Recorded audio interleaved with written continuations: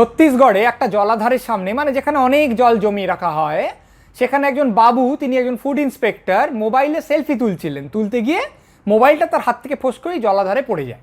তখন তিনি বাবা ছিছি এত বড় মোবাইল চলে গেল রে, এই বলে বাড়ি চলে এলেন না। কি করলেন?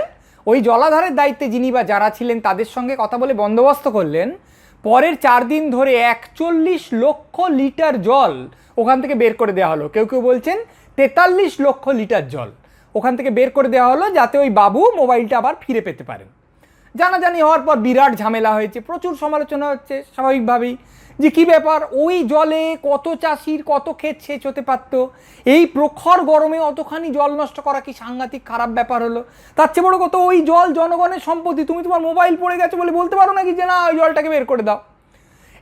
এই বাবুকে নিন্দে করা হয়েছে, এই বাবুকে সাসপেন্ড করা হয়েছে, এই বাবুকে জরিমানা করা হয়েছে 53,000 টাকা না কত।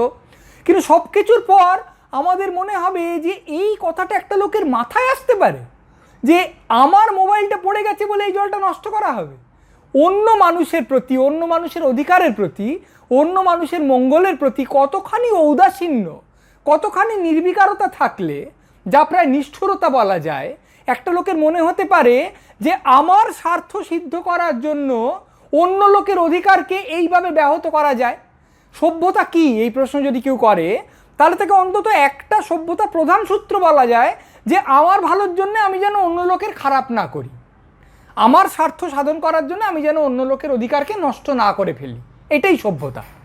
তাহলে আমি কি করে একটা সভ্য সমাজে থেকে, একটা বেশ দায়িত্বপ্রাপ্ত জায়গায় থেকে এইরকম একটা সিদ্ধান্ত নিতে পারি যে ও মোবাইলটা পড়ে গেছে, তার জলগুলো নষ্ট করে দে? হ্যাঁ, লক্ষ লিটার জল নষ্ট হবে, ওদের ক্ষতি হবে, দেশের ক্ষতি হবে, আমার তো ভালো হবে।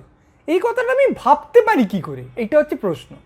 কিন্তু আমরা যদি আরেকবার ভেবে চিন্তে নিজেদের দিকে তাকাই, আমাদের চারপাশে প্রবহমান সমাজ জীবনের দিকে তাকাই, তাহলে দেখবো আমরা কিন্তু এরকমই ভাবি।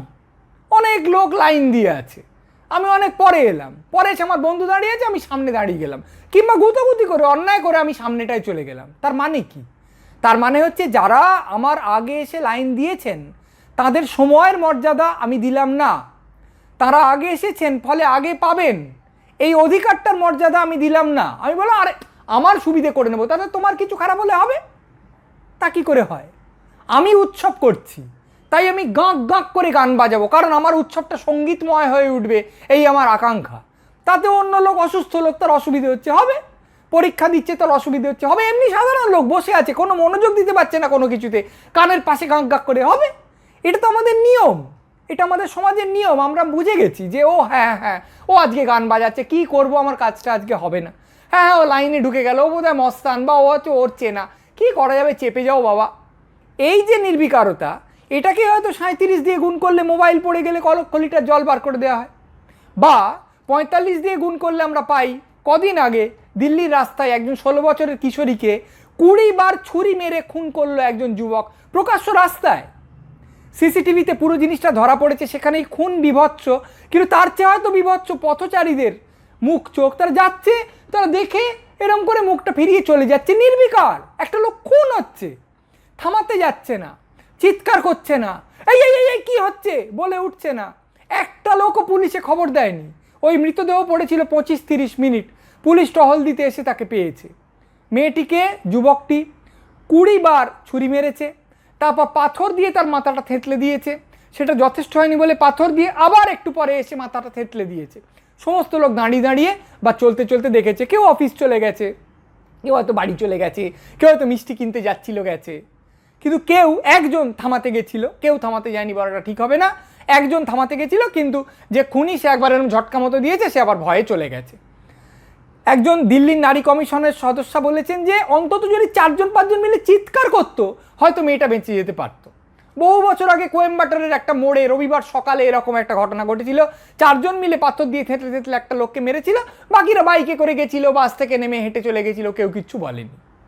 এটাই বোধহয় সবচেয়ে বড় বিভৎসতা, যে এদের মুখে চোখে ও বাবা গো এটা কি হচ্ছে গো, এরকম কোনো একটা ভয়, এই পুরো জিনিসটার প্রতি একটা চূড়ান্ত বিরাগ এসব ফুটে উঠছে না। যেন পাশে পটল বিক্রি হচ্ছে, যেন পাশে একটা খেলনা বেহালা বিক্রি হচ্ছে, তারা দেখছে, দেখে চলে যাচ্ছে। আমরা এমনিতে বলবো যে একটা লোক খুন হচ্ছে, তুমি পাশ দিয়ে চলে যাচ্ছ, প্রতিবর্ত ক্রিয়া, রিফ্লেক্স অ্যাকশনে তুমি এই এরকম বলে উঠবে, কিন্তু বলে উঠছে না। একটা লোক বাইক থেকে পড়ে গেলেই এই কী হলো বলে আমরা ছুটে যাই, কিন্তু এখানে যাচ্ছে না কেন? কেউ হয়তো বলবে প্রশাসনকে ভয় পায়, পুলিশে ছুলে 18 ঘা, কিন্তু ভয়ে ব্যাপারটা আসবে। হ্যাঁ, অনেকে মিলে খাপ পঞ্চায়েত থেকে বলা হয়েছে ওকে নগ্ন করে ঘোরানো হবে, তার বাড়িতে আগুন দেওয়া হবে, আমি ভয়ে আপত্তি করতে গেলাম না। 16 জন মস্তান মিলে আগ্নেয়াস্ত্র নিয়ে অমুক লোককে খুন করলো, আমি ভয়ে বাধা দিতে গেলাম না। একটা লোককে খুন করছে, আমি যাচ্ছি, আমি কিচ্ছু বলবো না। আমি অন্তত পাশে গিয়ে মোবাইলে একটা পুলিশে খবর দেব না। কেন এই জিনিস হচ্ছে? হয়তো ভেবে দেখলে দেখা যাবে বিরাট সামাজিক কারণের পেছনে নেই, আমরা এরকমই। আমরা সমাজের অন্য লোকের প্রতি এই রকম উদাসীন, এই রকম নির্বিকার, এই রকম বিমুখতা, বিতৃষ্ণা তাদের প্রতি আমাদের মধ্যে আছে।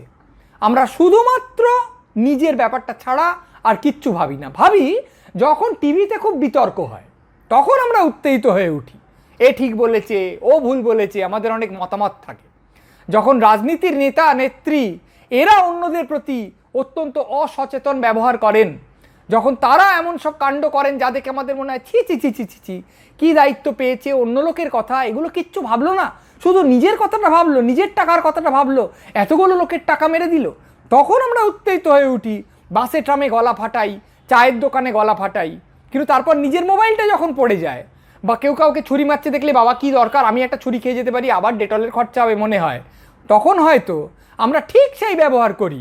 যখন সমালোচনা করি, যে ব্যবহারকে যাচ্ছে তাই বলি, যে ব্যবহারকে জঘন্যভাবে তিরস্কার করি, প্রকৃতপক্ষে ওই ব্যবহার কি তার দ্বিগুণ কি তার ত্রিগুণ ব্যবহার আমরা নিজেদের মধ্যে খুঁজে পাবো যদি আমরা আয়নার দিকে একবার একটু বড় বড় চোখ করে তাকাই।